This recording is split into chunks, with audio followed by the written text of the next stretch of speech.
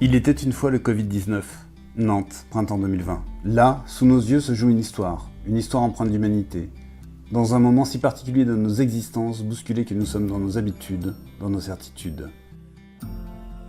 Avec le Covid-19 est venu le temps du confinement, l'heure du repli sur soi. Un simple virus venu briser la marche tranquille du monde et laisser là, hélas, nos vies en suspens. Le 16 mars 2020, le président de la République prend la décision de confiner la France. Les Français doivent rester chez eux, les rideaux tombent, les rues se vident, les hôpitaux vivent le pire, le pays s'arrête brutalement. Dans les écoles, le silence, les cantines ont fermé. Fini la promesse d'un repas équilibré chaque jour pour nombre d'enfants. Les familles les plus démunies basculent dans la grande précarité. Derrière les portes closes désormais, de nouveaux drames se nouent. La misère s'installe, elle frappe aussi, et de plein fouet, des personnes qu'on ne voyait pas jusqu'ici. Partout, le chaos, partout les appels de détresse. Alors, que faire? Rester sourd, aveugle, muet? Au cœur de Nantes, des hommes et des femmes entendent l'appel et prennent leur part de responsabilité. Véritables passeurs d'amour, ces témoins se retrouvent à l'entraide du diaconat protestant de Nantes. Comme soulevés par une énergie venue d'ailleurs, ils entraînent dans leur sillage des dizaines de bénévoles. Tous les lundis, tous les mardis, s'armant de courage, ils se mobilisent, s'organisent et distribuent l'aide alimentaire tant espérée. Bravant les interdits tout en respectant les mesures sanitaires et les gestes barrières indispensables, les voilà. Ils sont lycéens, étudiants, avocats, médecins, sans emploi, au chômage partiel, qu'importe. Ils sont là, simplement, humblement, humainement, désireux de se mettre au service de l'autre. Que tout ce que vous faites soit fait avec amour, écrivait l'apôtre Paul dans sa lettre aux Corinthiens. Ce film témoignage est dédié aux plus vulnérables d'entre nous, petite part d'humanité.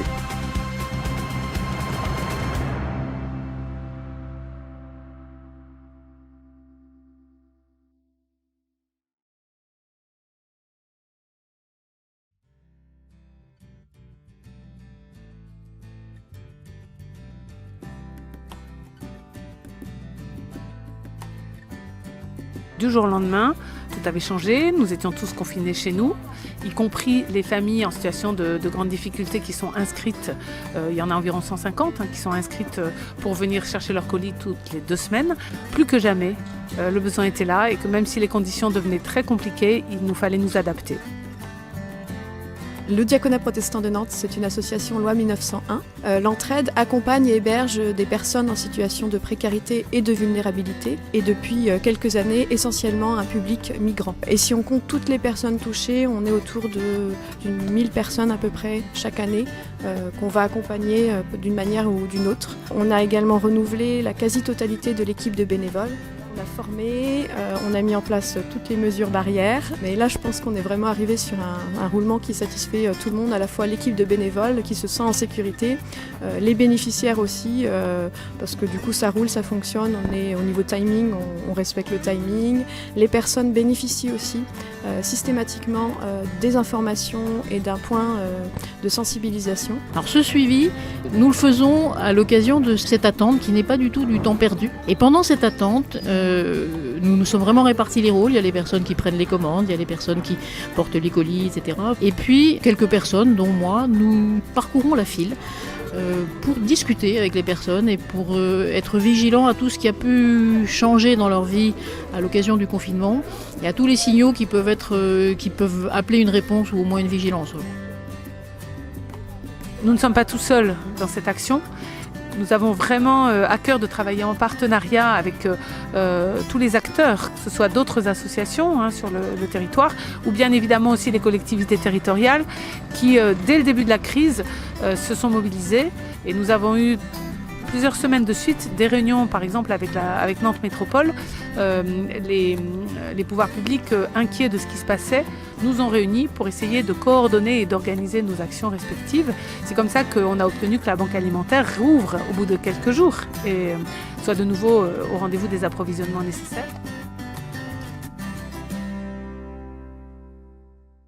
Je constate que le service il est bien encadré et les gens ils sont accueillants. C'est très très bien. Que ce que vous faites, c'est humain, c'est agréable. On n'a rien à dire. La situation qui est un peu précaire, ça nous a beaucoup aidé. J'ai participé au bénévolat de diaconat parce que comme moi, avant 3 ans que je suis arrivé, on n'avait pas de moyens d'acheter des choses. Et je pense que c'est bien d'aider les autres comme moi, j'étais aidé. La chance inouïe que nous avons eue ici, c'est que l'entraide, le diaconat protestant est adossé à la communauté paroissiale, au temple. Cette double dimension de l'Église, qui est à la fois la dimension communautaire avec tout ce réseau que nous animons, et puis cette dimension diaconale, cette dimension de solidarité avec les autres, et de voir quand les deux sont vraiment adossés l'un à l'autre et qu'il y a une porosité entre les deux, mais ça permet que la vie circule et que des actions comme ça soient possibles. Ça donne de l'espoir malgré tout, je trouve, cette période du confinement, parce qu'on se rend compte qu'il y a une vraie solidarité qui est capable de se créer très très rapidement, avec des gens finalement qui, une fois qu'ils arrêtent leur quotidien, réalisent qu'il y a des besoins, qu'ils ont toujours une utilité et qui se mettent au service de l'autre. Et ça, c'est vraiment quelque chose qui donne de l'espoir pour la suite, et on espère que cet élan va se poursuivre dans les prochains mois et voire les prochaines années.